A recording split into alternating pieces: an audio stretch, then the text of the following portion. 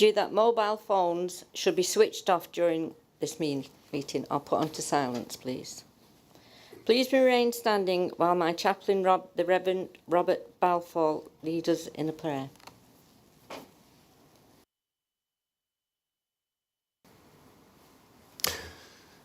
Let us turn to God in prayer. Let us pray. Dear Lord God, we want to thank you for those who take on positions of responsibility, for our King and Queen, the Prime Minister and members of Parliament, for the councillors here and all trustees, for the decisions that have to be taken, sometimes popular and sometimes not, but necessary.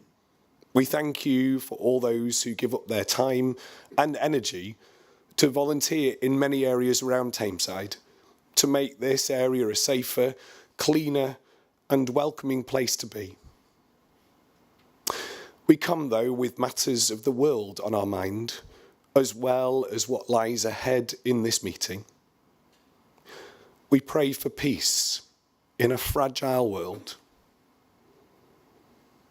For those we see on our screens to get the help and support they need to live from day to day, for aid to get through to where it's needed, and for innocent lives to be safe. Many places suffer silently in our world, and let us not forget that when the cameras move away, many will still need our help and our support. We pray for the meeting this evening, where sometimes not easy conversations and discussions need to happen. May people be respectful and thoughtful in their comments and challenge when we believe things need to be said on behalf of those that we represent. May we also remember to thank and to celebrate what has been done well, remembering the efforts of people that have made to make things happen. Amen.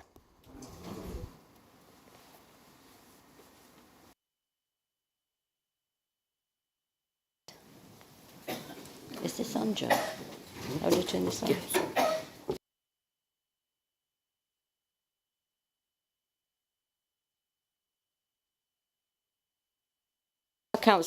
Council meeting. I hope you have all had the chance to enjoy a break during the summer. I know you're all saying what summer, but never mind. I would like to welcome to Council today representatives from the Voice of Tameside Young People, Lillian Oliver, members of the Youth Parliament, and Alexander, a Greater Manchester Youth Combined Authority rep. Thank you for coming. Since our last full council, I've enjoyed visiting a variety of community events where I can meet the fantastic volunteers who do so much for Tameside.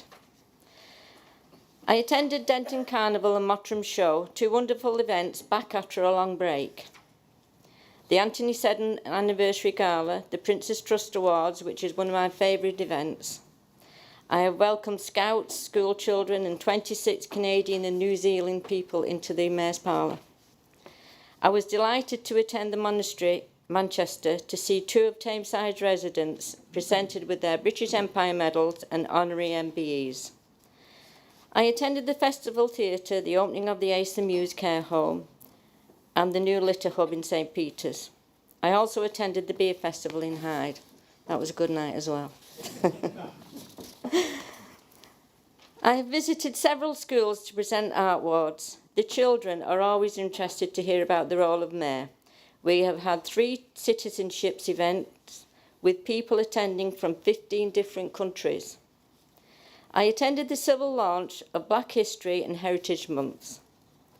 We have recently attended the Manchester Cathedral to mark the beginning of the legal year. The last few weeks have had an international flavour, meeting people from so many different countries, and it's been a pleasure to represent Tameside in my role as Civic Mayor. Thank you. I now hand over to the Chair of Council Business, Joe Kitchen.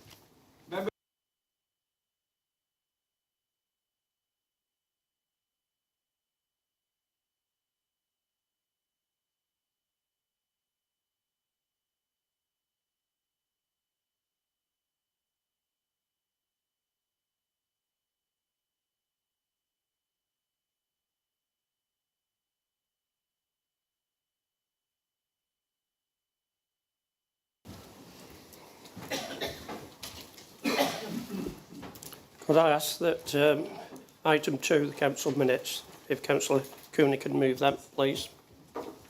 Chair, move the minutes, Chair. Thank you. You second it? Second those minutes, Chair. Everybody happy that I signed them as the correct record? Yeah, thank you. Agenda item 3, which is declarations of interest. Are there any? No, thank you. Agenda item 4, communications on announcements. Executive Leader. Is that on? Yeah. Members and officers of the council. Over the past 2 years in which I have had the privilege of representing Tameside as executive leader, one of the most important themes of my role has been that the improvement is the improvement and getting us back on track following the devastation of COVID and the cost of living crisis. With the country still living through a cost of living crisis and adjusting to the first new government in 14 years, leaving no stone unturned in our quest for improvement is more important than ever. We must never stop looking at ways to continue offering vital services to our residents, that they are dependent upon, in a way that is effective, innovative and allows us to stretch every penny of funding as far as it will go. An important element of that journey is honesty. Not just honesty in facing up to where we need to improve, but also in owning up and celebrating our achievements where we do and where we excel. It is both of these things which I want to discuss tonight. As most of you are aware, following the latest Ofsted inspection in 2023, the Secretary of State for Education appointed a Children's Commissioner, Mr Andy Coldrick, to undertake a review of the Council's delivery of children's services. In September, this report was delivered to the Council and released publicly. It takes an in-depth and holistic view of the current position, as well as reflecting back on our improvement journey over the past 5 years. We must unfortunately acknowledge that children's services in Tameside are not currently where we would want them to be and where they need to be. We accept the findings and the recommendations of the report unreservedly and are committed to addressing them with all possible haste.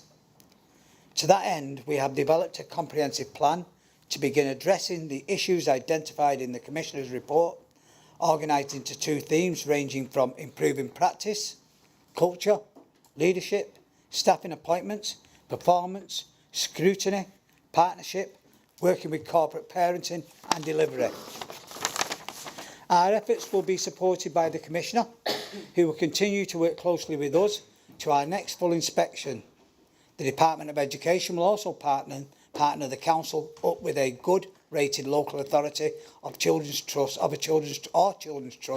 to act as a strategic partner to build consistency, resilience, innovation and enterprise. Many of the key building blocks needed to deliver improvements are now in place, and the Commissioner has noted that our Brilliant at the Basics programme, restorative practice and the C5's practice model are sound and sensible basis on which to build and move forward. The Commission has also highlighted a number of areas of good practice, most notably our contextual safeguarding service, which includes children's sexual exploitation, early help, commissioning and care order discharges, which show that we have the capability and the capacity to make changes where changes are needed. We can and we will deliver a better service with better outcomes for vulnerable children and families in Tameside. There is no alternative and there can be no excuse. But as I said, I also want to take this opportunity to celebrate our successes. I'm delighted to be able to tell you that Tameside Council has again been awarded the Customer Service Excellence Standard. This is a nationally recognised quality kite mark run by the Cabinet Office, recognising organisations that have a truly custom-focused culture, display and commitment to further improvement. After an intensive accreditation process, the finale of which was a 5-day on-site assessment, Tameside managed 100% compliance with exceptional performance, or compliant plus, noted in no less than 12 areas. The assessors were keen to stress that when they spoke at the Cabinet, that this represented a remarkable achievement in Tameside, especially given that the 3 years since our last inspection also included the COVID pandemic. Particular strengths highlighted during the assessment included teamwork, partnership, and a desire to provide tailored services rather than adopting a one-size-fits-all mentality. This result means that the Council has held its Customer Service Excellence accreditation since 2007, an outcome that I think speaks volumes for the dedication of our staff to deliver quality and improvement over a long term. And my sincere thanks goes to them and congratulations to all. Next week we will also welcome the representatives from the Local Government Association, or this week actually. This week we'll represent representatives from the Local Government Association to Tameside as they carry out their review meeting following the LGA Corporate Peer Challenge which took place at the start of the year.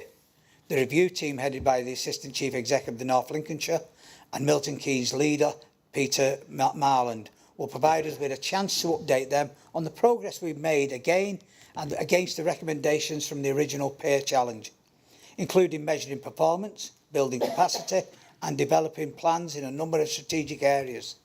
This is a fantastic chance for us to benefit from the expertise of noted experts in the public sector on our ambition for improvement and delivery. But our efforts in improvement and delivery are not just focused on council services. We also make great strides in securing investment and resident support to make Tameside and its historic town centres fit for the 21st century. Over the past month, we have been holding a number of drop-in sessions to help residents find out more about where they live and on the draft master plans for Droylsden. The master plan, funded by £100,000 from Homes England and the GMCA Evergreen Fund, has been developed by the Council in partnership with noted design consultancies, Optimise Environments. Our intention is not only to improve the town centre offer, but to improve its way in that it celebrates and enhances Droylsden's existing civic and historic assets such as the canal. We will also be looking closely at how we can link to the development further currently taking place in Eastlands and East Manchester, particularly around the Etihad Stadium and the Co-op Arena. Work is also well underway on our existing projects to transform Ashton Market Square. To date, the electricity service diversions and construction of an access road between the Market Hall and the Town Hall have been completed, and our engineers are hard at work laying new paving in front of the Arcade Shopping Centre. And while this work is ongoing, prices have been reduced on the car parks at Old Street and Union Street to encourage people to continue visiting the town centre to support local businesses and see the progress of the redevelopment for themselves. In partnership with the Greater Manchester Combined Authority, we've also been successful in securing £130,000 from Homes England grant to support further planning and strategy work around the repurposing of the shopping centre sites and adjoining land of the old former bus station. When combined with other projects taking place at Ashton Moss, St Petersfield, I'm confident these will bring regeneration and improvement to a town centre, transforming it not only into an engine of economic growth for Tameside, but also making it the beating heart of a well-connected, vibrant and strong community. Members and officers of the Council, we are coming together at the end of this momentous year, not just for Tameside as we celebrate the 50th anniversary of our borough being founded, but also for the country as we await plans and ambitions for a new government. Let's make sure that we end 2024 in a position to address once and for all the challenges we face within children's services. Let us look forward to 2025 to investing in our borough and its people, not just to deliver growth and improvement, but also to drive away the spectre of poverty, deprivation and inequality that haunt too many of our residents.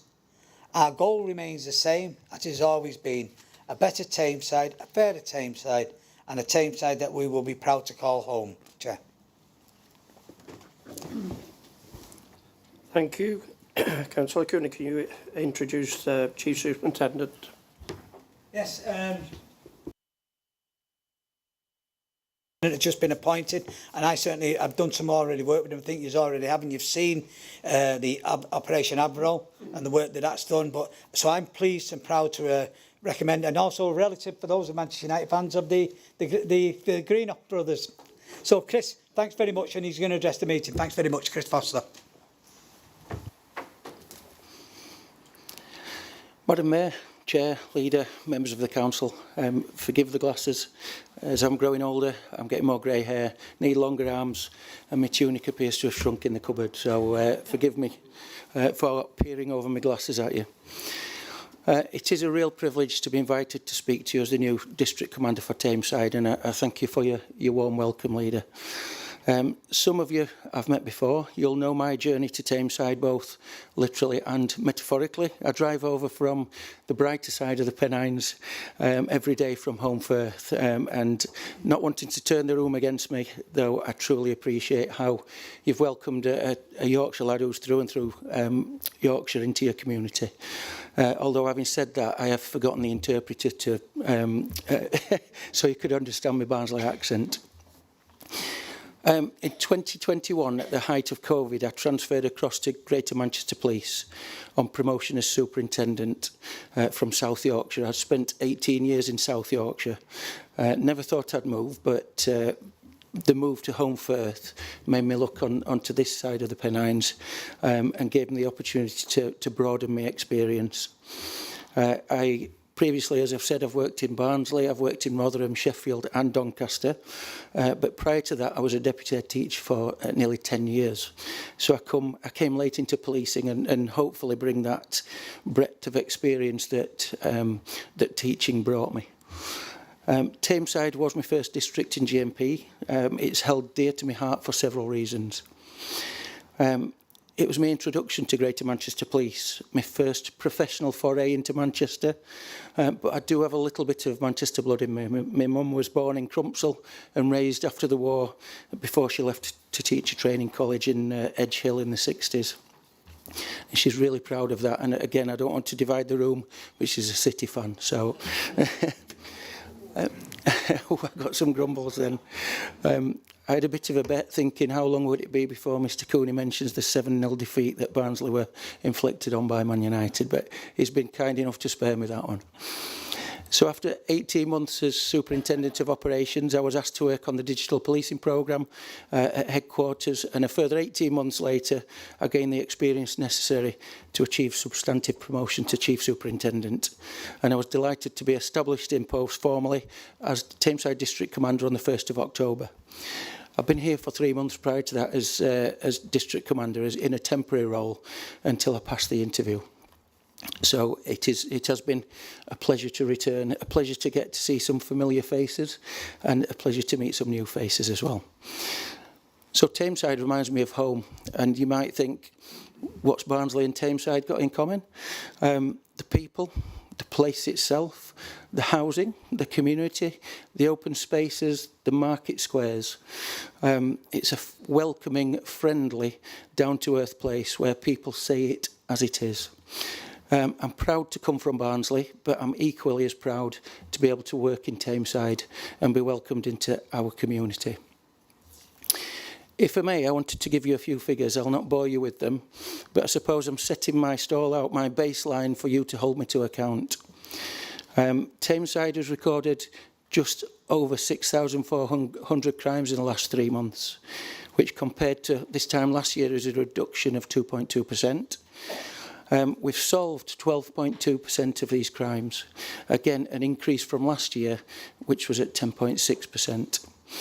We're attending 999 incidents 94% of the time within our target time, with an average attendance of around 7 minutes, and reducing all other crime types, especially burglary, by another 8.2% alongside previous decreases. All in all, lending itself to an encouraging picture. But I know we can do better, and that's my promise to you, that we will do better. My focus is to get our officers to do the basics really well. If we can do that consistently, then we'll be outstanding at what we do. I want to make Tameside a better place to live and to work, but overall a safer place where our most vulnerable people are looked after and our communities can flourish without fear. I'll bring a continued focus on the basics of quality policing, efficiency improvements, need to enhance and maintain, our high standards of integrity, quality and standards. Essentially, this means getting to incidents, dealing with people properly and arresting offenders, and also preventing that crime from happening in the first place by getting upstream of it with our prevention hub. I think it's really important to stress that leadership at all levels, across all partners, is crucial in sustaining and building upon recent successes. And yes, we've got some challenges to address, such as financial pressures, improved partnership working, but you have my commitment to providing top quality, visible leadership. The ambition remains to focus on delivering the basics and to provide a consistently good service from my officers. GMP aims to be outstanding in the areas of child protection, neighbourhood policing and serious and organised crime, underpinned by outstanding efficiency and effectiveness. In Tameside, we will be outstanding in these areas and more. Our ambition is to be good in everything, outstanding in the areas that I've just mentioned, and hopefully beyond that. So GMP has not had the best of recent histories in terms of policing performance. Where once, about 3 years ago, we were 43 out of 43 forces, we're now 6th compared to other forces, and we're looking upwards. We're looking to achieve top spot for the people of Manchester, and to once again be rightly proud of the people who work in Greater Manchester Police and often put their lives on the line to serve our communities. As we've recently witnessed, there's been fracture and discontent in communities across the UK, with disorder, protest, violence and anger directed at minorities and policing alike. Your efforts to bring our communities together, along with the efforts of hundreds of our officers, both visibly on the front line and less visibly in their day-to-day roles, meant that Tameside and the wider Greater Manchester Police had not one member of public injured in the disorder, no damaged property and no officers injured, because of our cohesive and rapid response to the violence, disorder and attempts to frighten our community. Our partnership approach will ensure that we have safe communities and ensure that people can live their daily lives without fear. We recently commemorated the horrific murders of PCs Nicola Hughes and Fiona Bone, who were killed just over 12 years ago. More recently, in 2016, Jo Cox was murdered, and her maiden speech resonates with me upon reflection after the recent disorder. Thankfully, what happened to Fiona, Nicola and Jo Cox is rare, but these individuals were standing tall and serving our communities as you do. Whilst talking about her own community, I believe that it also rings true of Tameside. Jo Cox said, "We are far more united and have far more in common than that which divides us." Forgive me, but that I think is worth repeating. We are far more united and have far more in common than that which divides us. So wise words, I think, and words which we should remember when our communities feel challenged, and words which I will work hard to ensure Greater Manchester Police and Tameside officers in particular deliver on a daily basis. It's been brilliant to see our community come together with your support, guidance and leadership, and I guarantee that I will give you my fullest efforts and commitment to providing you with a professional, open and transparent police service that this community deserves. That's by ensuring our officers and staff are outstanding in what they do. I welcome your comments, I welcome your questions, I welcome your scrutiny, and I thank you for your ongoing support in making Tameside a safer place to live. Thank you.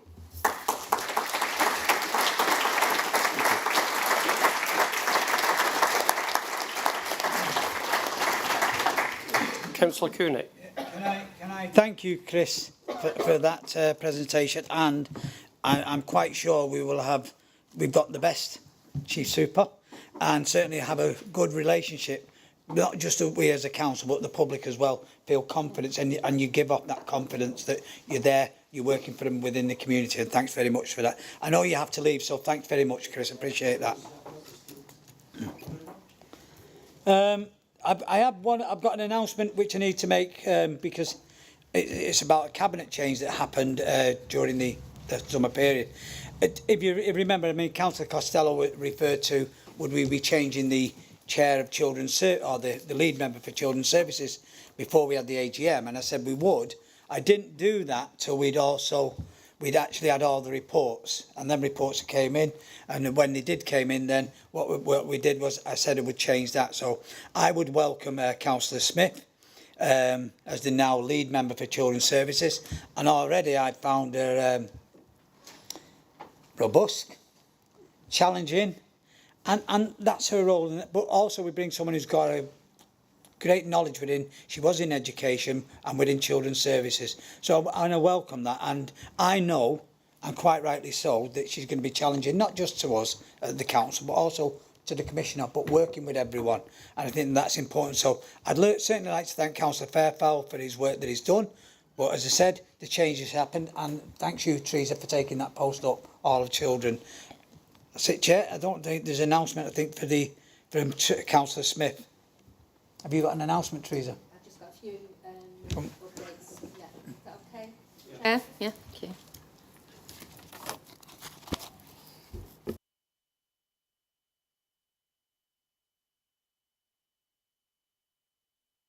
We're working hard to establish a permanent workforce, and this, as you know, remains a challenge for us.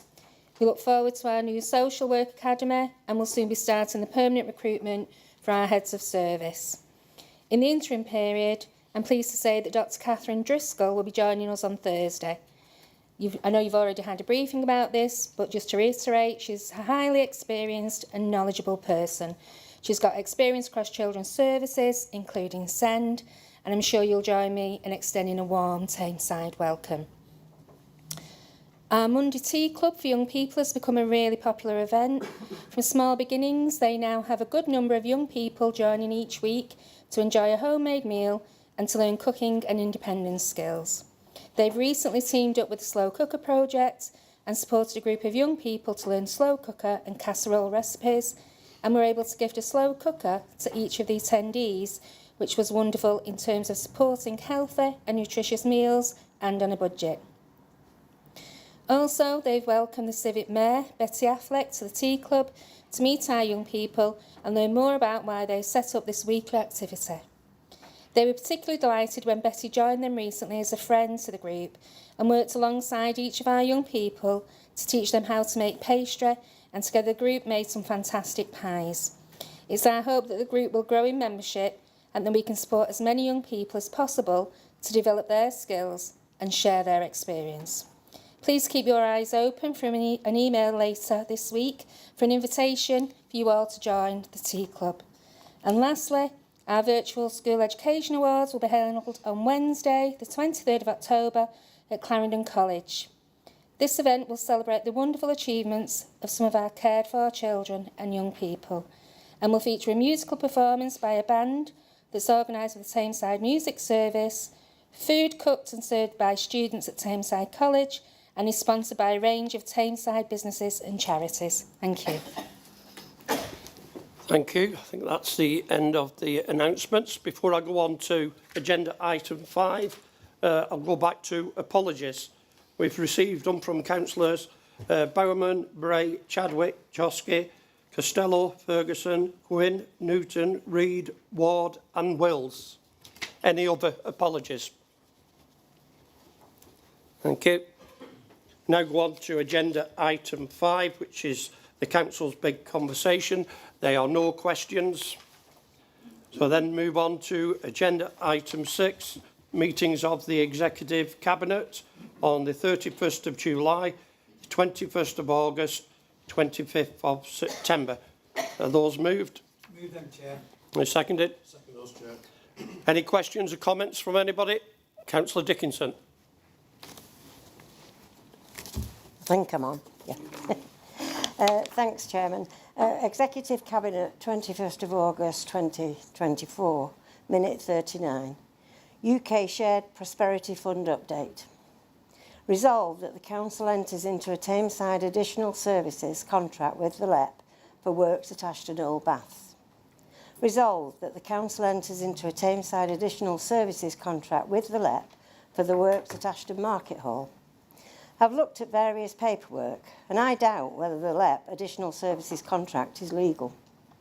The original contract with the LEP ran from 2009 to February 2019, with a provision to extend for a maximum of 5 further years. Executive Cabinet, urgent item 20th of June 2018, recommendations. In order to allow a proper strategic long-term focus review of the LEP and the provision of services delivered, it is proposed that the Council seeks to formally extend its arrangement with the LEP until the 31st of July 2019 and also align its contract to also terminate at that date. 100,000 was taken out of reserves to fund the review. Executive Cabinet, 26th of June 2019, a year later, recommendations. The LEP contract comes to an end in July 2019 and can be extended for a further 5 years. It is recommended to extend for a further year whilst an in-depth operational review of remaining services is undertaken. Director of Growth will report all options to executive members by December 2019. There was no report in December 2019, and the next report was the 29th of July 2020. Recommendations were the term of the additional services contract with the LEP be extended until July 2022. It also stated that the LEP additional services contract had no legal standing after February 2024. So to sum up, 2018, LEP extended for a year for a focus review, which was going to cost 100,000. I've no idea if this money was spent because there is very little mention of this focus review, except to say when the extended year was up, another report asked for another year for the same reason. Next report was 2022. Was already a year over any extension, and since then, absolutely nothing. No paper trail of any further extensions asked for. The original contract stated it could run until February 2024. Well, we are now in October, with yet another report saying the LEP additional services has been granted 2 further contracts. Has another contract been drawn up without coming to Executive Cabinet? If so, for how many years, and who made the decision? Or are the LEP now working on a job-by-job contract? I have said time and time again that we should test the market. It's okay to say an independent certifier has read the contract and its value for money. That's like me having a new roof and asking someone that knows costings, is the price okay? It would be far better to get 3 quotes because I could guarantee they wouldn't all come in at the same price. With it being stated in the minutes of July 29th, 2020 meeting that the LEP additional services has no legal standing after February 2024, can someone please tell me whether it does or it doesn't? Thank you, Chairman. Thank you. Councillor Colburn. Thank you, Chair. With regards to exec minutes dated the 16th of July, item 30, confirmation that Barratt Homes will be the developer for Godley Green Garden Village. I've heard rumours that Barratt's may have pulled out. Can the leader confirm if this is true? And if it is true, are there any other developers lined up? Thank you.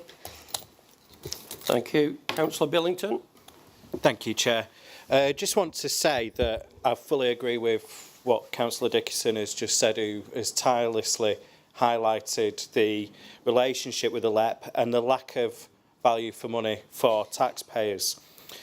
It would be interesting to see what the LEP have actually procured that has been on time and on budget. Recently, the LEP did complete the restoration of Stalybridge Civic Hall roof, which initially had a budget of £750,000, but shot up to £3.5 million. I have to say that I am disappointed in the way that contractors have left that site. There was broken slate around there, there was a defibrillator left on the floor, and there was also a tree still growing out from the roof.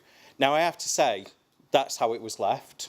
I did complain to the Chief Executive about that and to the Director of Place, and they did act on it quickly, so I'd like to thank officers for dealing with that. And just want to say, at the last meeting, Councillor Dickinson raised the subject of the budget for the refurbishment of Ashton Town Hall, going from £3.4 million to £8 million. I have to say, it's just bizarre to continue to quote one figure and then grossly inflate it for another report. To me, it raises questions whether LEP are actually qualified to carry out procurement on behalf of the council. The council has the opportunity to perform a clean break with the LEP, but for reasons unknown and a library of failures, continues to act on behalf to the council at considerable expense to taxpayers.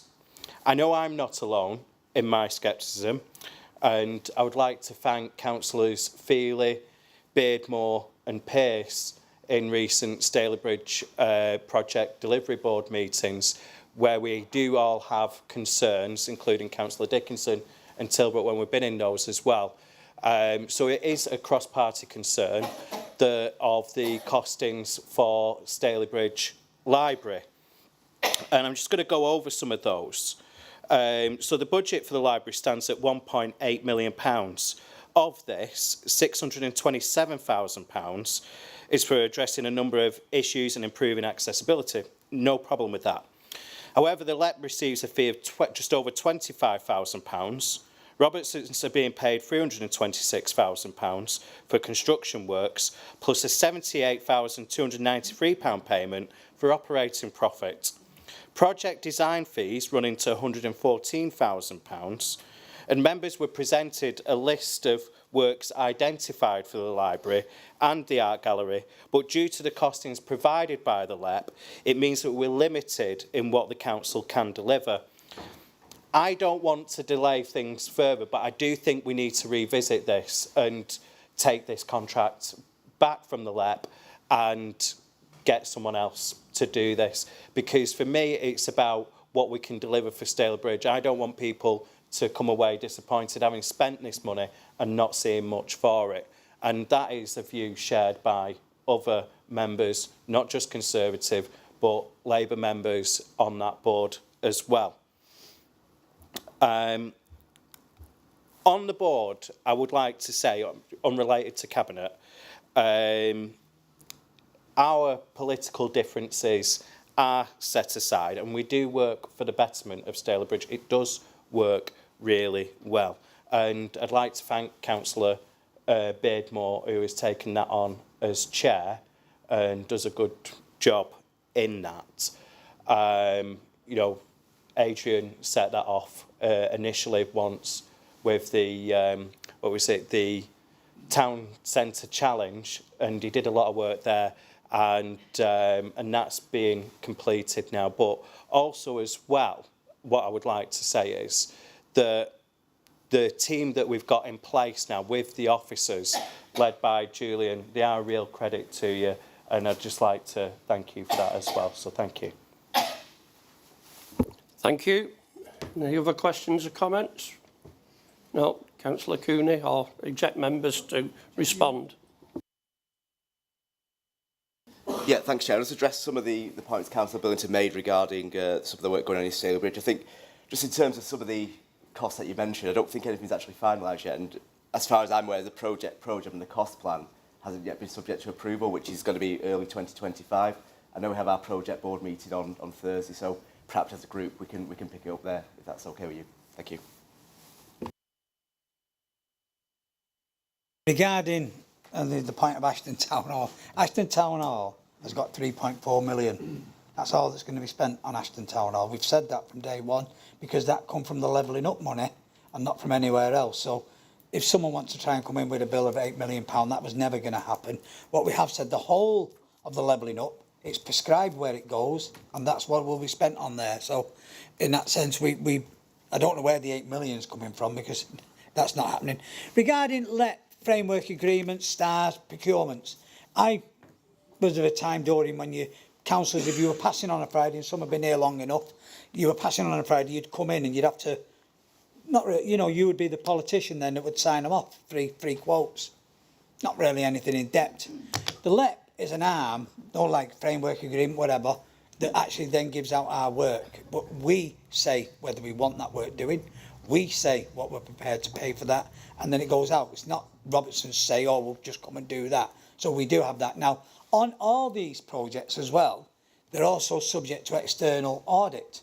So that would be checked and verified. So regarding some of the prices, I'm not aware of the 8 million that was said on certainly Ashton Town Hall. I don't know where that's coming from, because it's we got 3.4 million from Levelling Up. There isn't any more money. I know, to be fair to Ashton members, if you'd, and certainly in my own ward in Drolsden and across the borough, the Levelling Up money, which was the way it was done and how it was allocated, we weren't happy. We think that if the elected members in the areas where they live would have better chose how that money would have been spent, rather than it be on some of the areas that is a new market and whatever. And I understand people's criticism of that, but let me tell you, the money that's been spent on Ashton Market and Ashton Town Hall and in Staley Bridge on their Levelling Up or in anywhere else is the money your government gave us for them projects only. We have no say to redirect that from anywhere else. I'm quite sure yourselves, if you were given a chunk of money in Staley Bridge, would have found a different way of spending that. And the same, should imagine every Ashton council would, and certainly us in Drolsden and in Duckingfield and in Mosley, who never had that. You know, we would hope that if we'd had that, then we'd have had an input into that. So regarding the LEP, it is, the 2024, it's a roll on. But we are aware that it wants review and it has to be reviewed. Whatever happens, you will never go back to something coming in, people an envelope's opening. You'll go back to either a framework, LEP, STAR, whatever. That's how business is done. Governments are doing it now. They've done it before, and previous governments have always worked that way in a sense. But you're right. Everything always has to be based on value for money, and scrutinise that. And as I said, I'm comfortable that the external audits also have a right to view them and how them prices are drawn up. So, is it to be reviewed? Yeah, it's to be reviewed. But you know what I mean? If we did it ourselves, I was of an ilk when we did it ourselves and it didn't work. It really didn't work. And the liability for these projects, once if you read across, lies with Robertson's, whoever it is. If it's not Robertson's, whoever it is, it doesn't lie with us at all. So we say that's what we're paying and that's it. If someone comes to us and said there's a variation order, we would always consider that, whether we agree with it or not. That's an opportunity, that's a decision we would make collectively. But the LEP is just an arm, it's nothing else that between us and who does our work. We don't have to go near any of them, we don't deal, I'm not aware that anyone deals directly with Robertson's in any form whatsoever, other than the LEP. Our contract is with the LEP. Does it need to be looked at? There's nothing wrong with that, it's quite healthy that it should be looked at. But you will operate exactly the same system. Don't call it a LEP, call it framework, whatever you want, but you will operate a system where you have a contractor or more contractors will do this side of it. Regarding Barrett's, no, they haven't pulled out, certainly not. They see it as a flagship, their first one, and we've met with them, so no, they're not pulling out at all. I know someone said at one of our meetings, he said that Barrett's wouldn't, believe me, they've got this down as their major flagship. It's the first time they're doing this. They're already in commercially, they've dealt with the people that they have to, the banks and everything else, so they've got everything in place, Barrett's. What they do with it and everyone else on that land, you know, I can't really say on that. It's a commercial proposition. Barrett's doing it. Are they the overseer of it? Yes. You know, will Barrett's be building it? Not necessarily, but they are the overseer of it, yes. And they brought all that package together, their skills. They've also give a timeline when they're going to be on there. They've already given that as well. But that's on their commission. But they will be making big announcements on that as well. So yes, Barrett's are, and they haven't pulled out at all. I don't know whether I've got any more that I can see. No, that's it. Councillor Billett, I'm not aware about the tree on the roof. It's gone now. In that sense. What I do know is, and I was always surprised, I always had a view, not really knowing the state of his civic hall, is that you could put a tarpaulin over it, slate it, whatever it looked like. Then you look at it, and there is, you know, it's the glass roof. You can't stand on it or anything else, but it has a lot of heritage there. So it is important. So it would cost a lot more than what you actually think, and the cost of making it safe and everything else. So, but it needed enhancing. I was in there, and you could have called it Staley Bridge swimming pool, couldn't you? There was buckets of water all over the place. The most important thing to us moving forward, I know with your area, Chair Adrian, is that the use of that is used by the community, and that's important that they come into it and see the benefit of it. I do hope people come in and see the historic side of the historic value of the building, but also more importantly that the community get greater use out, because it's a hall that's fantastic. And every time I went in, it was just buckets of water there. So that will have stopped, and let's hope better use of that. Has there anyone else have not answered? Councillor Dickinson, you wanted it? I want to reply, please. Oh, I'm on, right. Technology. First of all, Councillor Cooney, the Ashton Town Hall roof for £8.5 million was at the last council meeting. I know it was said there, the figures were in the report. So that's where that comes from. Regarding the LEP, I've got to hand it to you, Councillor Cooney. You are really good at diverting off from what you've been asked or what was meant. I have to hand it to you.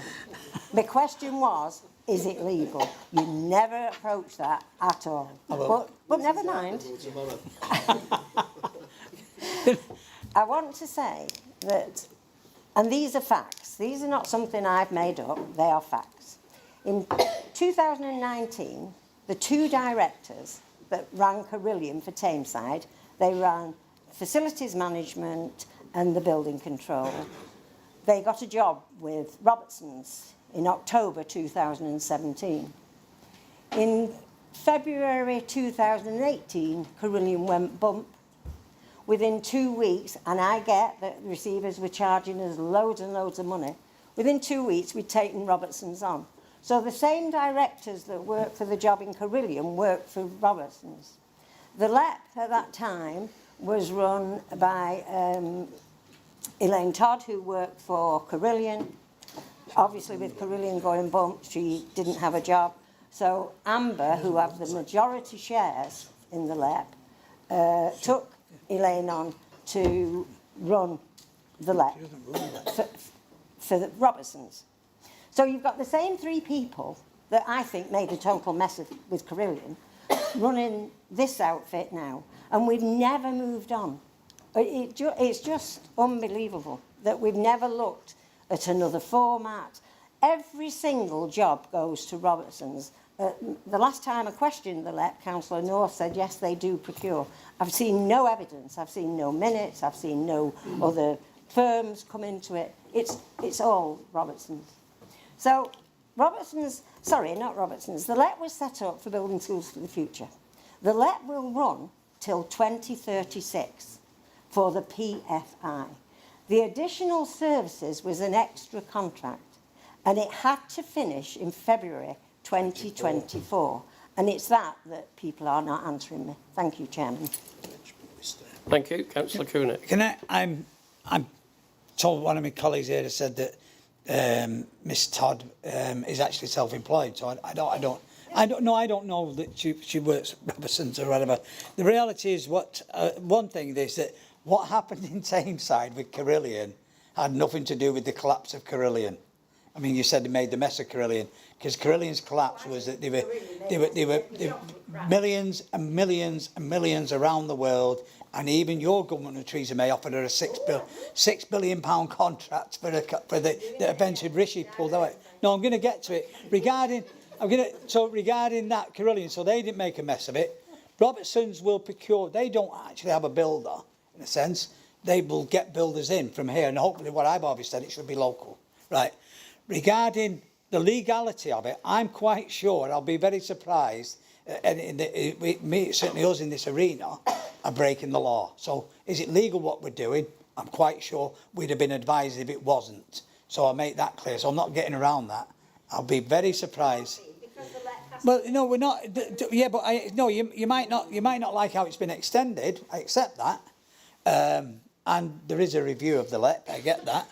But it's not illegal. I'm quite sure if we were acting illegal, I mean, someone would come in here, arrest us, the copper would, I should imagine.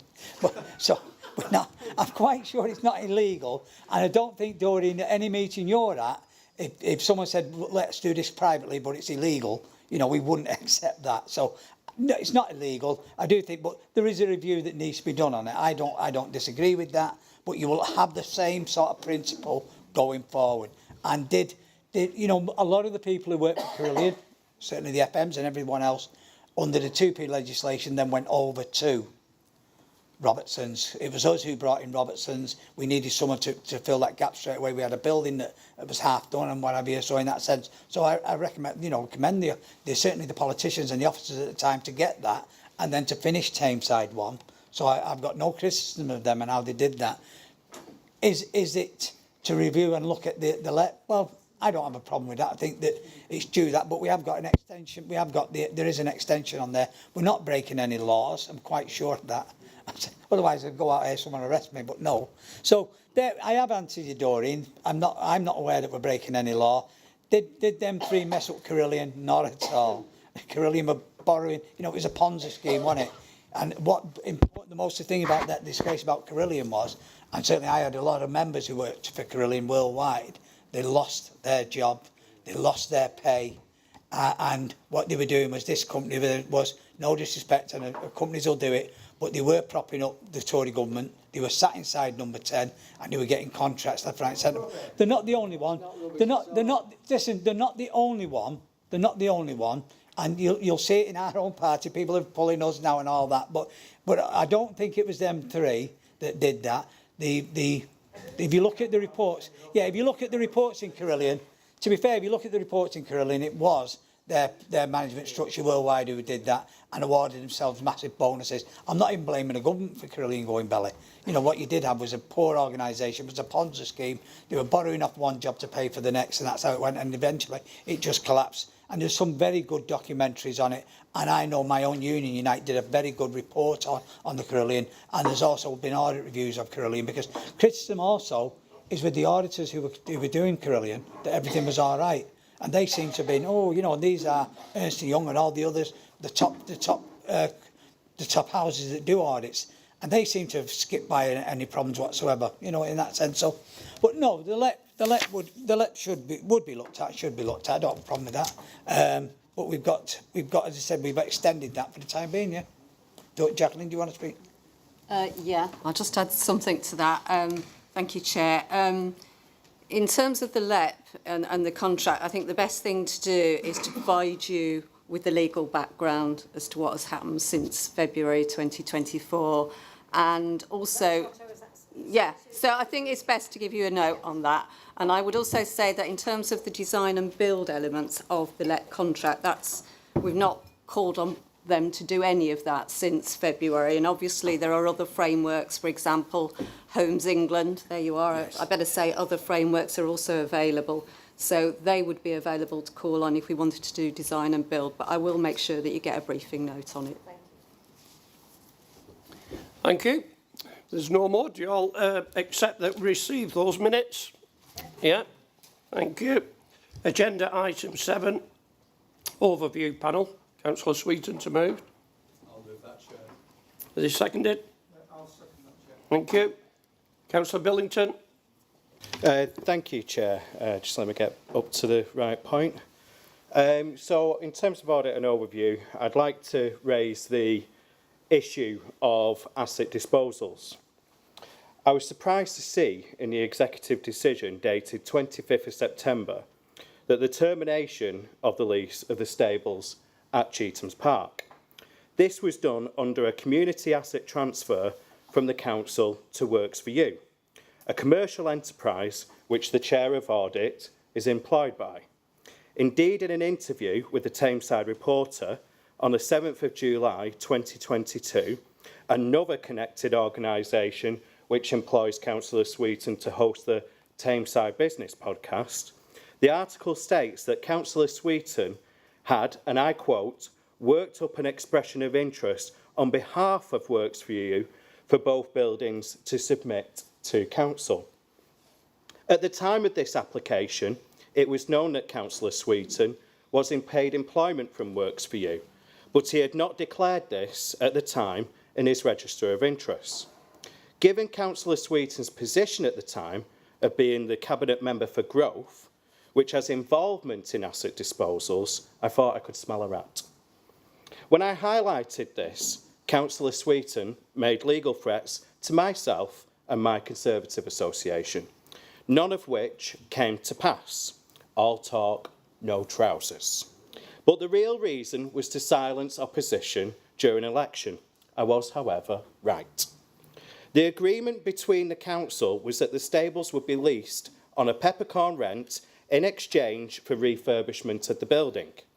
2 years have passed, no work has commenced, and the building will have deteriorated further at a cost to the council. Works for You state they cannot afford to do the refurbishment as they were hoping to receive 85% of the costs in grants which have not come to fruition. Contrast this to Stamford Park Conservatory, an actual community-led campaign that lost their bid because they wasn't able to demonstrate financial backing. Can you see how some people see this as unfair and unjust? But I'm going to go back onto this. I can see why people were taken in by Councillor Sweeton and his employers over financing. The most recent filing from Companies House shows that Norman Mackey and Associates Limited, the holding company for Works for You, has £685,000 cash in hand and over £1.6 million in the profit and loss account. The business looks very healthy, and no wonder given that the business has received over £3 million in payments from the council since 2020. Works for You are a commercial organisation that make very healthy profits. They were fully aware of the costs associated and they have the money for themselves to fulfil this. This folly will have cost valuable officer time and considerable legal expense. So my question to the Chair of Audit is, number one, can Councillor Sweeton explain who Works for You applied to for the sources of grant funding and the reason why they failed? Number two, does he feel that councillors with a commercial interest should be applying for land at discounted rates from the council? Number three, should Works for You pay back the cost to the council for the community asset transfers given the state of their finances? Number four, given that Works for You is a commercial business, should they cover the cost of depreciation since the lease was taken on? Thank you, Chair. Any other questions or comments? No? Councillor Sweeton, do you wish to respond? I'll do them in a slightly different order. I think there's people in this room that know that Works for You wasn't given a community asset transfer. They were given a lease. The lease was worked up and it went to our asset disposal panel, which I wasn't part of, and it was granted. So talk of an community asset transfer is completely false. You know that, and you should take that off the table because that is not what the arrangement was. Norman Mackey, a well-respected person in the community who's run the Citizens Advice for about 35 years, chased me personally for about a year in order to try and take over. He had a chair of his governing body that was going to retire, and he wanted to know whether I wanted to take over that role. I didn't want to at first, and Norman chased me. In the end, I said yes, and I'm very, very glad I did, because that organisation carries out phenomenal work in our borough for about 80%. 80% of their students that have barriers to mainstream education come from Tameside. They are totally regulated by Ofsted, which other providers aren't. Some other providers aren't. They are. And under my leadership on the board, we took it that the last two Ofsted reports were good. Good. In an education system that have kids that are very, very challenging. Now, I'm very proud of that. Now, one of the things about challenging individuals from 16 to 24 is that we need them to have full-time, regular employment, and we need to give them the skills for that. What was said to me was they'd identified 2 buildings under Tameside control that were becoming dilapidated, that if they had the opportunity, they could renovate and provide a facility to actually upskill these individuals to let them have a future. I don't know what you're smiling at. Is there something funny about people with barriers to mainstream education being given opportunities? I just thinking it's not an advert, Dave, is it? It's, Well, I think I don't know where you come from half the time. You've categorically got a community asset transfer wrong. You have categorically got my involvement with that organisation wrong. I don't know what you're trying to achieve, because I do my best for that organisation to give those individuals the best chance possible. And there are people here, the councillors from Mosley, that will potentially support the work that has gone on to deliver a facility in their community run by these individuals that will enhance their community. They've been involved right from the start. I just chaired it. You talk about working up a bid. I'm sure that with your knowledge of how local government works, people have asked your advice. Nothing wrong with that. Nothing wrong with that. Do it. If you can enhance an area of people, a certain sector, do it. I did. We've delivered the Mosley facility. That's going to be going to planning very, very shortly. And the fact that the aspirations for the old stable block, which you hated being developed and categorically stated you didn't want it in their possession, that started, oh, we've got agreement somewhere, haven't we? That started to spiral. Where they thought the money was going to come from was through some advice from Salford University with somebody in the sector. Liam, it's great, isn't it? I know these people because people actually want to know me. I think we're wandering way off what were in the minutes. So I'm asking you both. No, leave it now. Leave it now. He's asked the questions and you've answered. Whether he accepts them or not doesn't matter to me anyway. Overview panel, are you happy to accept those minutes and the contents, please? Yep. Thank you. We'll move on to agenda item 8, Democratic Process Working Group.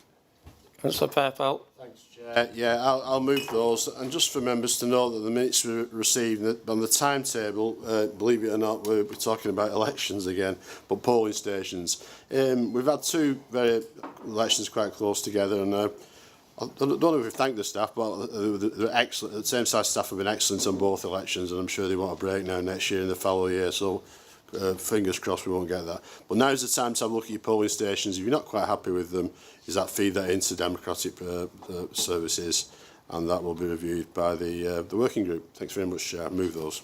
Thank you. I'll second those as well. Any questions or comments on that, Councillor Dickinson? Polling booths and things, and if you weren't happy, go to Democratic Services. Is there a person that That's I a go process I believe Robert would be more than happy Robert, to take right, your that's fine. representation. Right, Yeah. thank you. Okay. Everybody in favour of those then? Yeah, thank you. Agenda item 9, which is Thameside's response to the Children's Commissioner. Is that moved? Move those, Chair. It's seconded. Second that, Chair. Questions or comments? Councillor Dickinson. Thank you, Chairman. It's agenda item 9, Thameside response to Children's Commissioner recommendations. Appendix A, number 13. The Conservative group are very pleased that the Council have accepted all the recommendations in full, and I just want to talk about the recommendation at 13. Scrutiny and political challenge must be strengthened, and it goes on to say about training and holding lead members and officers to account.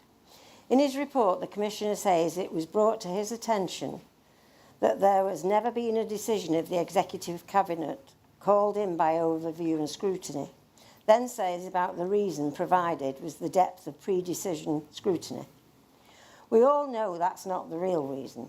In Greater Manchester, there are 10 authorities and 9 of them have the process that if members of a scrutiny or or of the council want to call something in, 3 members have to ask. That's all. That's all there is to it. So all 9 have had call-ins on executive decisions at one time or another. Tameside, to call something in is 5 members, and one of those has to be an opposition member. So nothing has ever been called in because it's too politically involved.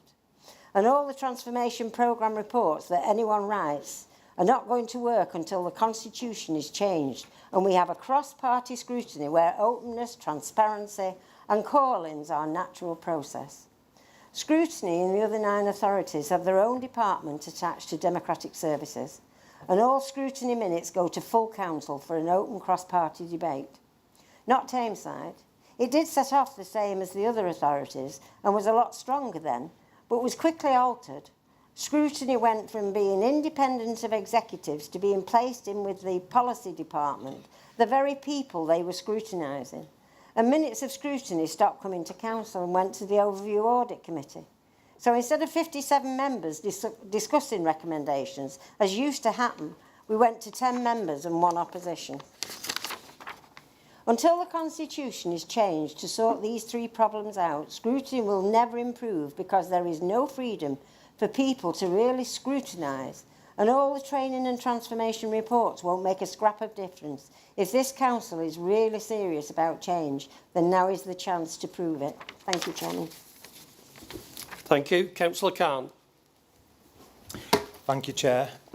So, in reference to item 9, Tameside response to the Commissioner's recommendation, could the Council provide more details on this strategy to attract social workers to Tameside?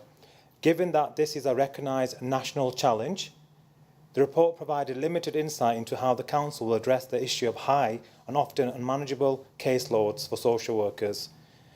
What measures will be put in place to ensure social work staff are supported and that workloads are kept at a manageable level to improve recruitment and retention?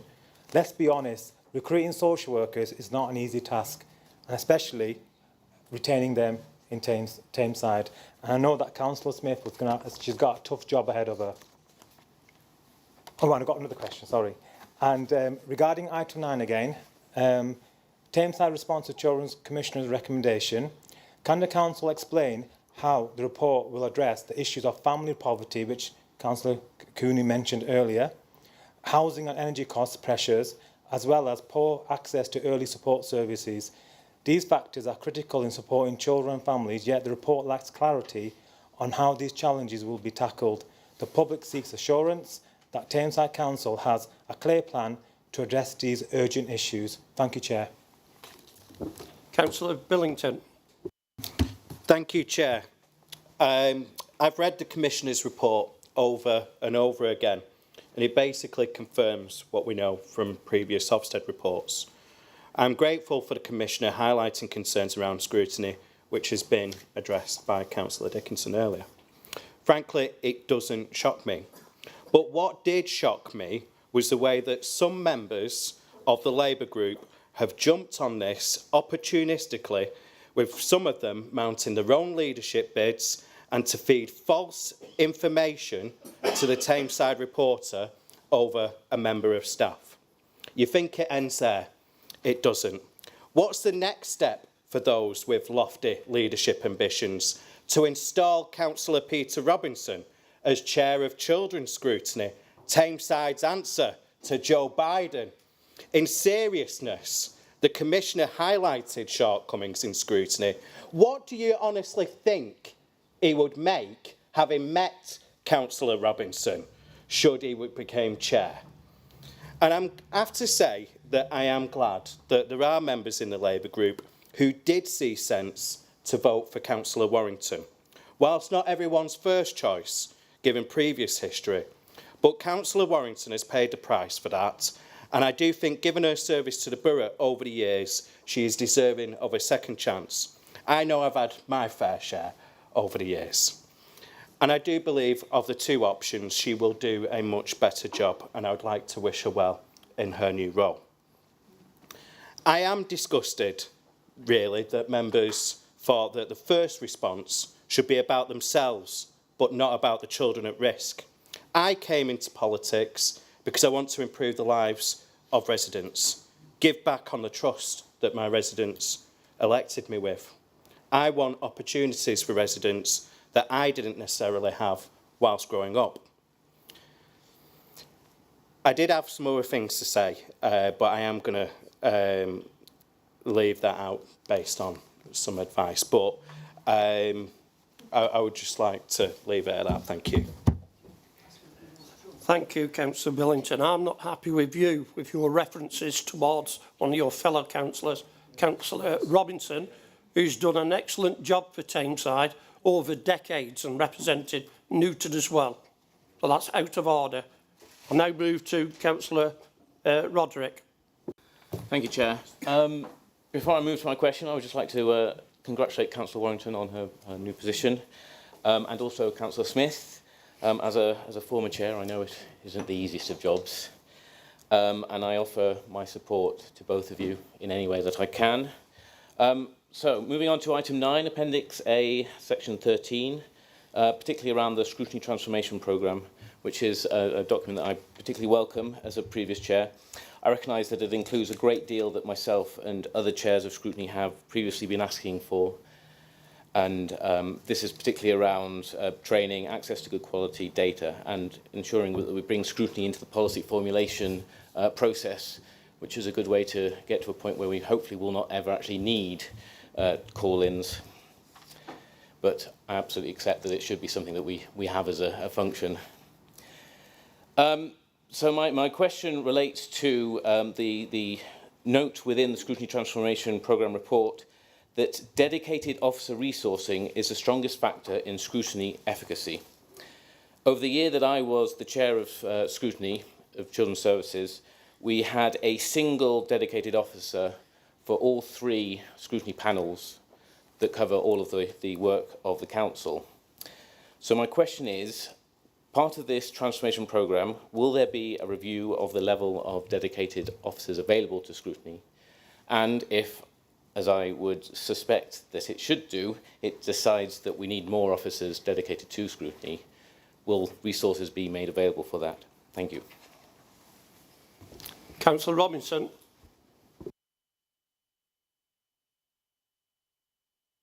Oh, why not? Thank you, Chair. I'm probably the most experienced person in children's services, apart from officers and maybe Bill and Joe in this room. We, as a couple, fostered for 16 years. We fostered an Afghanistan person. Didn't affect us. I was given the role of cabinet member for children's services a couple of months before we got Ofsteded inadequate. I couldn't do anything about that to influence it. But we put in place a mechanism which we thought at the time was going to work. And unfortunately it hasn't. So this, to me, is the saddest day in my career as a councillor on Tameside Council. It doesn't come any blacker than being inadequate virtually for 10 years, not 8, because you've got that run-up to the inspection. We've got to take that into account. If we don't work together to get things right, then we'll never get out of it. And, you know, name-calling and picking and saying people are putting in for this. I applied for the vacancy when the notice came out from the group secretary. Anybody wants to apply? I don't know where you got your information from, but it certainly wasn't from me. I don't run campaigns like that. You might do, but I don't. Thank you, Chair. Councillor Cooney. And do you know what? Well done, Peter. And I know you as a carer over the years and the work that you've done. And you stepped in, actually, after the 2014 report. It goes back, actually, all the way to 2011. So, you know, let's get one thing right. Our children's services has been on the bottom line. And I certainly think, you know, people said, I would, to everyone out there, and I'll answer the scrutiny one, is that we have to apologise. We have to apologise because it's not good enough. It's not good enough just these last 2 years, and me saying it goes back 5 or it goes back 2011. It goes back many, many years, and even remember under Roy when we had social services, bits of issues then. So, how do we go forward? And that's the most important thing, but we can't forget, and some of the points that Councillor Khan is raised as well, because this cannot just be, if you're going to tackle the problem of children and the problems that they have growing up in the borough, you also have to support and look at the problems of the parents, the families, the carers and everyone else. You have to look at that. I remember our Deputy Prime Minister always refers to the Sure Start centres, how it helped her. And I remember all them around the place, but you can't just take the parent out of it because it's the background where they come from, not their fault, for whatever reason. And that's important. So you have to look at how do we fund all this. I'm hoping a Labour government will put that funding back, because you're not going to tackle the problem, not just here, across the country. Looked after children's costing fantastic large amounts. But what you have to do is put money, invest money back into the families, into the poor areas, St Peter's, one of the areas, Hattersley or whatever you can go. But, you know, it doesn't matter. You've got to invest in that. And I do hope that this Labour government has a commitment to doing that. I know Hugh works in the office, and hopefully that he can lobby his MP and others. Certainly the call to Peter, I think that was totally out of order, to be fair, Councillor Billington. But what I will say is scrutiny. And I welcome Councillor Warrington. I'm pleased that she was prepared to put her name forward, and I supported her. I'm not allowed to vote on that, but certainly would think she was the right choice. Because if anything you know about Brenda is she'll do the task. She won't be told by anyone. She'll do that task, and that's important. But scrutiny ended up the way that it did, not under me, not under Councillor Warrington. It goes back even further. It goes back to Cameron, and it goes back to austerity. We made cuts in other areas, whether we liked it or not. The consequence of that, I remember we had a well-resourced scrutiny. They'd even go, they went to Stockport and everything else. I remember Peter the other night, the meeting I was at, that they'd gone places, and Anne, with the issues over potholes and whatever, well-resourced in each of them had it. I couldn't tell you, to be fair, whether there's one service in that or not. We do need to look at that and how it's resourced. I get it, Doreen, I don't have a problem with that. I do think we need to be transparent. There was an issue very early on when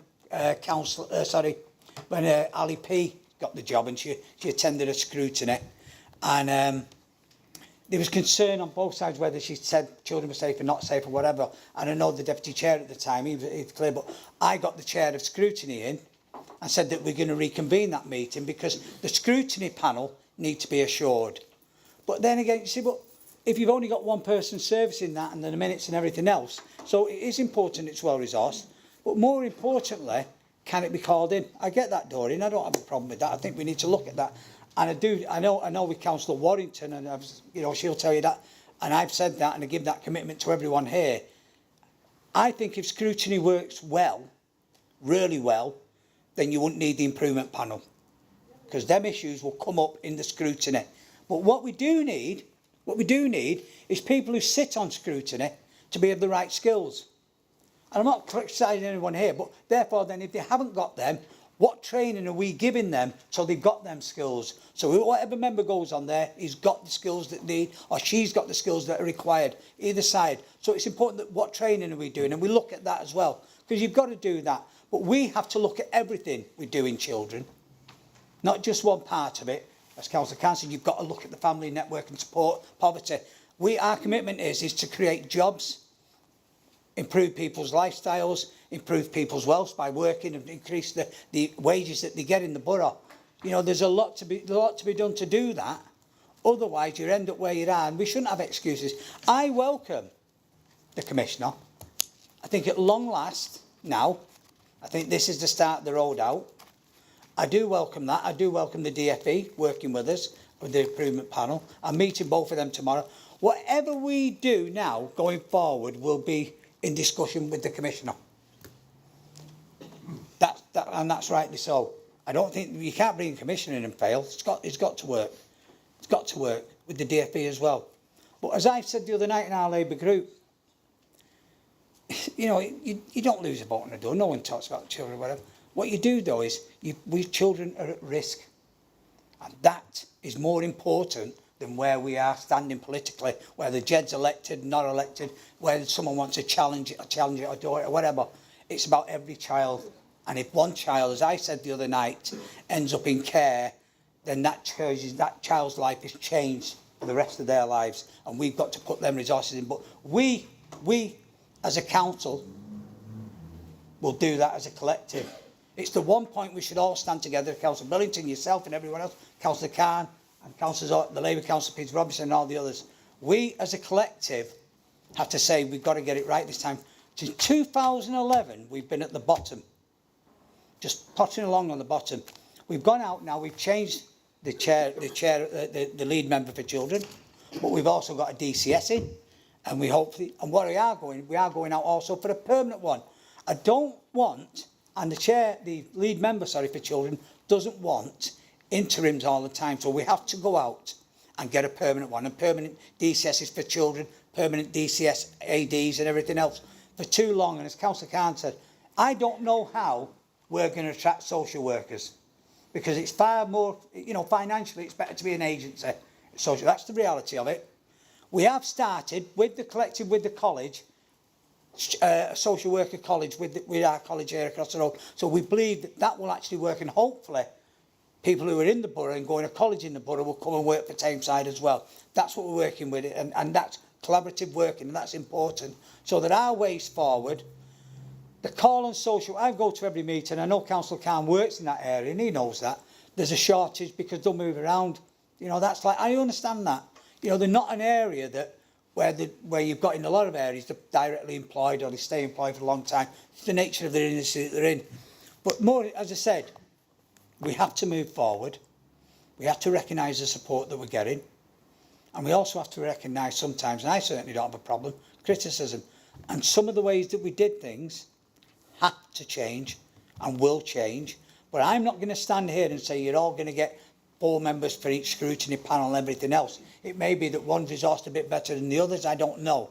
We will look at that on a pounds, shillings and pence basis, but it can't carry on the scrutiny the way that it is.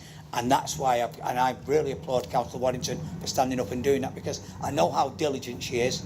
No one's going to tell her what to do. She'll do her job and she will lead that panel, but we need to give her the work. If you want to be on children, get trained. If you haven't been trained, learn training, more training, but also challenge. I don't have to wait. I waited. I had to call the chair in. To be fair to the chair, when there was that, where the children were safe or not safe, what's happening here? And here we've got the DCS in. We had to reconvene. I've got the email here. We had to reconvene because it's right that the panel needed to be comfortable what they were asking and what they were being fed back. But no more. I'm going to say they should be always permanently employed. I can't guarantee you that. Someone might come along, be here for 2 years, we want them for 3, and they decide to move on. We can't stop that. But what our aim is that we have permanently employed DCSs, permanently employed ADs in the DCS and everything, and it becomes permanent. I've never had a DCS that I've engaged with. You know what I mean? The agency, to be fair, and that's why we're going down that road. So the change is here, the change is happening, but we all must be part of that change, and I hope people are watching that, because the statement here is a young kid doesn't see that it's a Labour Party, the Conservative Party, Independents. A young kid sees that they've got a problem. What help and support can we give? And then, but if you go back one step further than that, what help and support could we give that family so that child's upbringing doesn't go the way that it's going? Why is that child still out at 11 o'clock at night, than 9 years of age, in the street? Why is that? Do you know what I mean? And that support. There are all sorts of distractions within families, all sorts of distractions at the moment. You see, no disrespect, you've got alcohol, you've got drugs, you've got poverty, you've got all sorts of things, abuse, all sorts that go on in that network that we don't see. But we've also got the SEN, we've also got other areas. I know one of the councillors at the meeting we had on Friday raised issues there as well, private issues, and it is. So this isn't just about the looked after children, it's about all children, that all children have an opportunity to achieve their maximum. They're not all going to be scientists or whatever, do mathematics or play football or whatever, but they fulfil their potential, and they will only do that with our support as a collective. So when you sit on the children's scrutiny, you sit on there for the child and supporting, not criticising, but supporting the chair, supporting the lead member, because that lead member needs help. It's no point in you going there and you just throw a load of stones at, bricks at everyone and say, yeah, it's not working, it's not working. The lead member wants your support to ask the right questions, lobby, give them support that they need some help. So that's what, and Theresa Smith is the right person. She's robust and she will give it. She's from education, and I do think we've got the right people in now. And I'm going to thank Bill because he stayed on and he did that. You know, it's dead easy to do that. But children's services have been in a sorry state. And I remember the night Councillor Billington ripped a councillor apart from the 2011 to 2014, and Councillor Robinson had took over. And I'm not even blaming them because I think it was actually before then. But we can move forward. The report's excellent. You know, because I'm not going to say, well, you know, and how we respond to that. Scrutiny is an integral part. And I know Brenda has already raising the stuff, and she's not got the job till tonight, but she was raising that. She said, do you want me to interfere in me? I'll do my job. And I welcome that. That's what I want from the chairs of scrutiny, of all the scrutinies, but more importantly on the children. So thanks, everyone. Thanks, everyone, for the work that you're going to be doing going forward. Now, I might not be here in 3 years' time or 4 years' time. You never know. There's another challenge next year or next week or whatever. That makes no difference. We're going to be here and someone's going to be in this room in 3 years' time, and hopefully whoever's in this room, we say we've got children right. Not for the politics of it. We got it right because they deserve that right. They deserve it. So thanks, everyone, for that. I hope I've answered everyone. And Peter, congratulations. I mean that. We've still got a few more speakers yet. Councillor Khan, I'm not bringing you back just yet. Councillor Brenda Warrington first. Thanks, Chair. I'm actually still reeling from the mostly nice comments from Councillor Billington, to be quite frank with you. Normally, there isn't a council meeting that goes by without him having a go at me for something or other, when I'm just sat here, you know, sort of trying to look, you know, intelligent. Well, there you go. But thank you for the kind comments. I do appreciate those. I just wanted to quickly mention that I was asked to consider the role of Chair of Scrutiny, and I did, you know, think about it long and hard. I know what a tough job it's going to be, definitely, and what a tough job it has been in the past. So believe me, I did agree that I would go for it, and was more than happy to, you know, throw my hat in the ring, if you like. And I'm really, really pleased that the Labour group and hopefully Council, when we do get to item 10, will endorse my appointment as Chair of Children's Services Scrutiny. Jed said a lot of what we need to do. I don't have all of the details that I will need, obviously, and I wouldn't presume to actually start the work before tonight's meeting. I think it would be quite wrong of me to have done that. But I do have quite a lot of thoughts. I've had discussions with Councillor Smith, who I've got an awful lot of respect for with her history. I know that she is an excellent choice for the Cabinet position, so I was pleased about that. And I do know that Councillor Smith is someone that I can work with, and hopefully between us, different sides of the coin maybe, but between us, we hope to make a difference. One of the things that I will be doing, and I think it's reference to Councillor Dickinson's comments, is I will be looking to make arrangements to meet with the scrutiny chairs for children's services of other local authorities.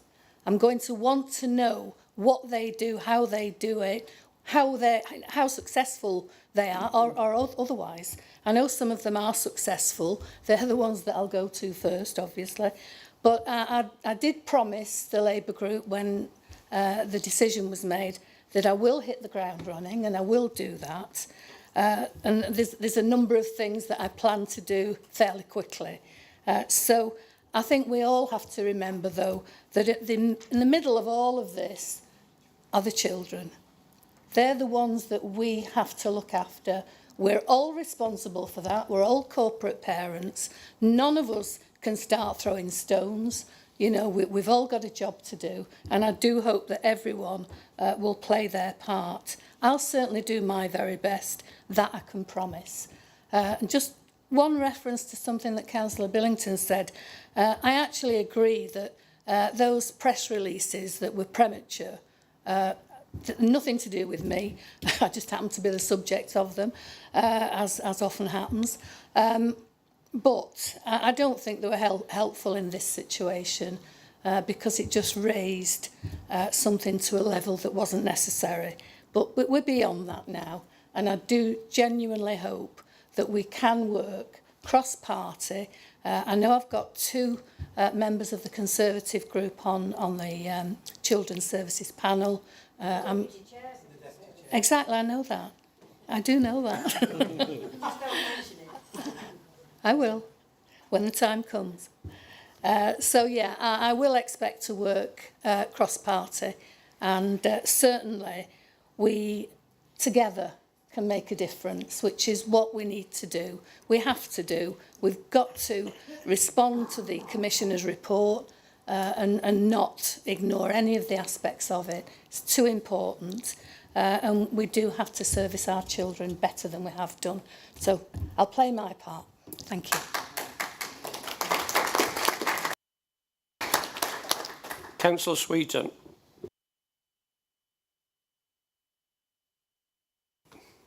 So we all agree the report made horrific reading. Absolutely it did. Could I just take your attention back to the previous item agenda, item 7. That's where the scrutiny chairs come and we discuss work programmes across all the scrutiny panels. When the leader put me into post, I was determined that we were going to change scrutiny. And I think under an item there that talks about the scrutiny transformation programme, that actually sets out the journey that we started a couple of months ago, way before the Commissioner said his report. We knew there was an issue. And if you care to read the things in there, I want to highlight and assure everybody, that is a start. We're talking about children's services here, which wasn't a great read. Absolutely deplorable. However, there are other things that this council delivers other than that goes under the auspice of scrutiny. And we need to make sure that all our scrutiny panels are up to the job. We need to empower them. We need to bring the deputy chairs together with the chairs. We need to train people. We need the chairs to tell us what training it needs, because we don't exactly know the dynamics of those people. If you care to read it, that's a start. Given the publication of this, that will be added to and added to. But I just want to assure people, I recognise that, and we are on the journey. That's all I want to say. Thank you. Councillor Khan. Thank you, Chair. I just want to reiterate my full support to Council regarding supporting Councillor Warrington. I've seen her in action, and she will be a good scrutiny member. Some of you won't know that I actually started off my social work career here in Tameside in child protection. So this subject is very close to me. I've seen what my plea is in this council is we must come united to support the children of Tameside. They need us, and we need them to grow positively for our future. And Councillor Warrington, you have my full support, and if you need anything from me, I'm here for you. Thank you. Councillor Smith. Thank you, Chair.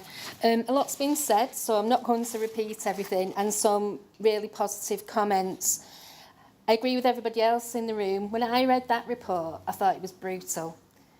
Brutal because it was honest, and I think it was a wake-up call for all of us.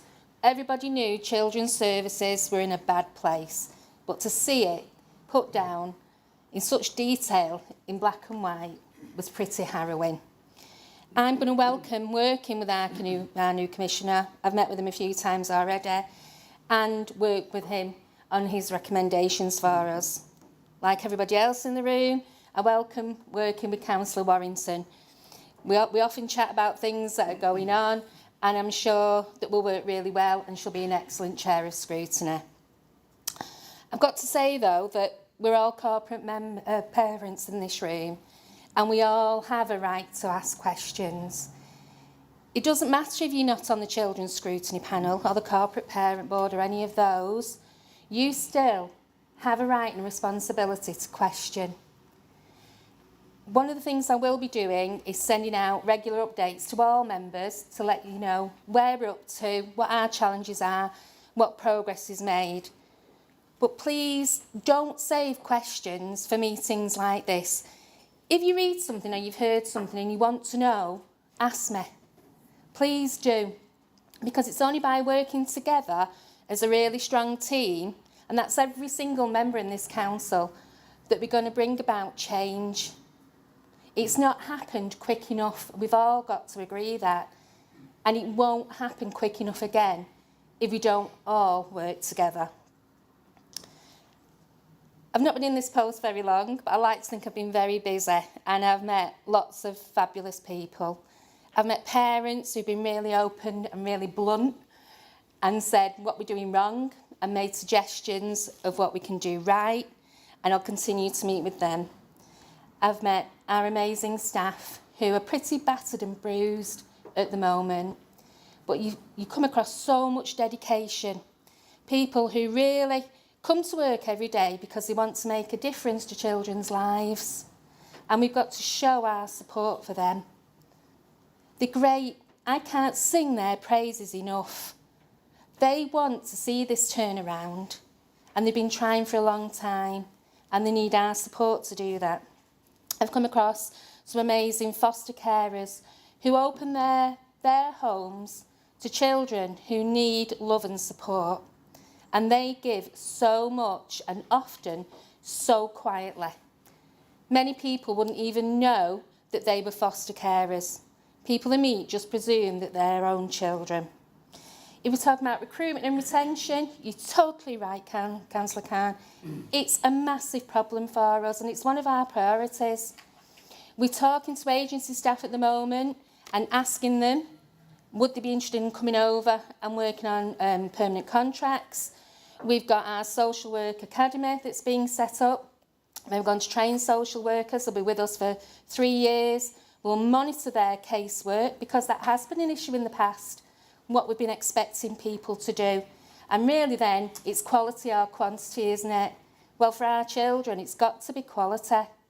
And then we're hoping that after we've trained them for those 3 years, they'll want to stay with us, because by then, we'll be seeing light at the end of the tunnel, and they'll think that Tameside is a place where they want to stay. Can I just remind everybody, and it's something I've heard so much over this journey really, that children are at the heart of everything we do. Our children and then our families. Everything we do should be for them. And I know I've had little rumblings of it tonight, and I'm so pleased not a lot of it. It should never ever be a political game. We owe our children more than that. It's not about point scoring. If we can work together, we can make the changes for the most amazing people I have met. Yeah, I've met social workers, I've met parents, I've met foster carers, but the people who've had the biggest impression of me over the last 2 months is our children. They're amazing. We've talked about the Tea Club. There's lots of things they do. I'm urging every single member in this room tonight, get behind our children, find out what they do, and go and meet them and chat to them, because their voices are the most powerful, and their voices will make you want to bring about change and give you the commitment that's needed. We can all talk in this room to our heart's content, but we've got to listen to the voices of our young people. It's not what we want so much, it's what they want, because they know what we need to do. So I'm asking you all tonight, get behind me.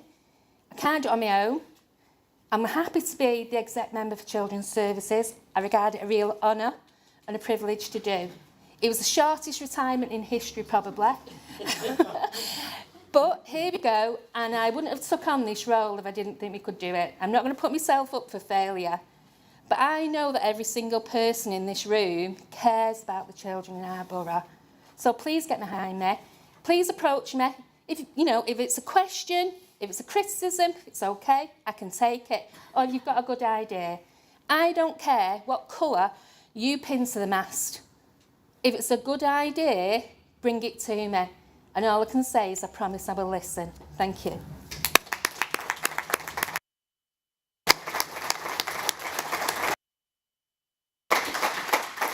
Councillor Tilbrook.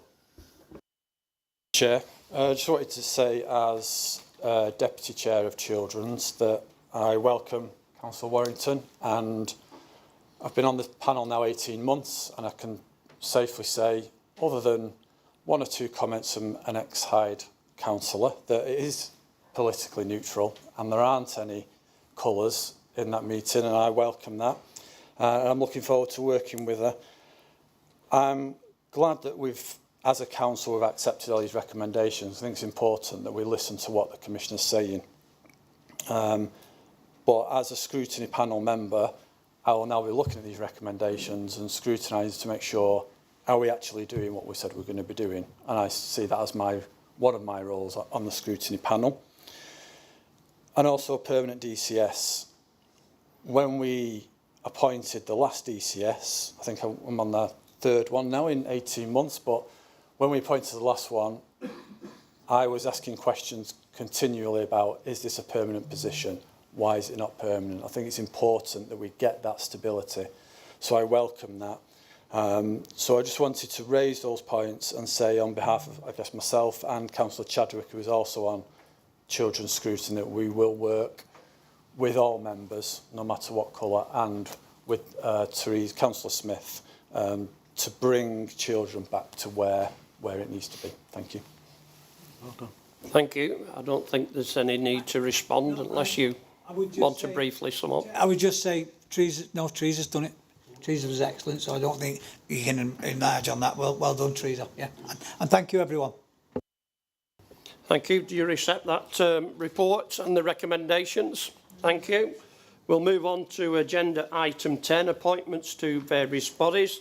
It has been tabled in front of you, hopefully. So are you all happy to accept all those? There's also a removal on one. There's a removal on one, yeah. Okay. So you're all happy with that? We now come to agenda item 11, questions under standing order 17.2. Councillor Khan, do you wish to ask your question? Thank you. So this is, I think, a question to what Councillor Cooney was saying earlier. The annual cost of fly tipping to Tameside Council is £300,000, with council officers dealing with an average of 300 cases a month, according to the council's own website. But for the past 15 years or more, my ward, Ashton St Peters, has been plagued with fly tipping with no meaningful solutions by past and current Labour councillors. As some of you may know, since I took office as an independent, I started a Don't Trash Our Streets pilot project with some of my excellent volunteers who are sat here with me today to tackle fly tipping in Ashton St Peters ward, specifically in the Holy Trinity area, which has seen a 99% reduction in fly tipping over the last 6 weeks or more. Will this council consider using the learning from this initiative to adopt a similar model across Tameside? Isn't prevention a more effective long-term strategy to tackle fly tipping, which could save the council a significant amount of money each year, funds that could be better spent on improving local provisions for children and adults? Councillor Bodrick. Thank you, Chair. Thank you, Councillor Khan, for your question. I will answer it in my role as enforcement lead. So I think we all here in this room recognise the great frustration there is with fly tipping. I don't think there's a ward in the borough that it isn't blighted by at least one or two sites of repeated fly tipping. I think it is important to note that the vast majority of residents do keep their communities clean and tidy and use the waste recycling centres and the bulky waste collection service and that across the borough, community groups and councillors are working together to keep their area clean and tidy. So thank you for your efforts, and thank you to efforts of all councillors and community members. The council, we do have an established Our Streets campaign, which focuses on enforcement and raising awareness of the impact of fly tipping in our communities, as a means of encouraging people to realise that if they fly tip, there is a real harm that they're doing to their communities. Authorised officers of the council must ensure that investigations are carried out in compliance with requirements of relevant legislation and in accordance with associated guidance of codes of practice. So we must be fair, objective and consistent in our approach to enforcement. You will be aware that recent press releases, we have prosecuted 10 people in the past few weeks, serving 275 fixed penalty notices, and so far this year the waste-related offences, including fly tipping. So we do have our own programme that we are working on. That is not to say that we aren't more than willing to work with councillors on the initiatives to keep their ward clean and tidy. And if you want to talk with officers or myself, then you are more than welcome to send us information, and we can feed back on your initiative. We would ask that members wishing to develop initiatives ensure that they do consult with officers to ensure that they do not inadvertently threaten the enforcement work that they do. So, as well as enforcement, there's raising awareness. Our Streets campaign also has 20 litter hubs, which I particularly like to mention because I am one of the litter hub champions for Newton. These are hubs that provide litter picking equipment, and in Newton we use it as an outreach hub to work with our local schools to encourage children to have a positive attitude towards not littering. If members feel that the litter hub will help in their area, they can please get in touch with the officers and let them know. And you will also be aware that we carry out regular Our Streets Days of Action. We have one in Hyde tomorrow, and there'll be one in Droylsden within the next couple of months. We would ask that if any councillor or member of the public sees any fly tipping, that it is reported to the council so that waste enforcement teams can take appropriate action. Thank you. Councillor Khan, do you have a supplementary question? I'm very much specifically looking at prevention. How do we prevent fly tipping in the borough? And how do we save the council money? The council doesn't have much money, so we need to look at prevention measures. Going out, speaking to local residents, educating them, understanding what's going on, what's the root cause problems to fly tipping, why are the bins so small for large households. I understand the fact they can go to a recycling centre, I understand they can use other means of methods of disposing of their rubbish and the waste, but we're not getting to the root cause of why fly tipping in Tameside seems to be a massive issue in certain pockets of society, specifically the poor wards. So again, I'm going back to the question is, how can we prevent fly tipping for the future so that we can actually spend the money on vital services for children and adults? Thank you, Chair. Thank you. Do you wish to respond to that? Thank you, Councillor Khan. Enforcement is a big part of prevention. People have to understand that if they are fly tipping, there will be consequences. But I'd also say that we are interested in hearing about other initiatives. You know, if you want to get in touch, please do. Okay. Just a quick one, because it would have been the council member, which is Councillor Watson, not here tonight. She'll get in contact with you. But what gets me with this, and it isn't just in poor areas, you have a bit of a rural area, you want to say that as well. And it's not about bigger bins, because the people who live in the houses are putting the stuff in them bins. It's about people coming up to it. We had one, and he'd come from Newton Heath and tipped it in Droylsden. But there's a tip in Droylsden. I had one where, you know, there's a bed on the road, a mattress on the road, and, you know, but there's a tip minutes away.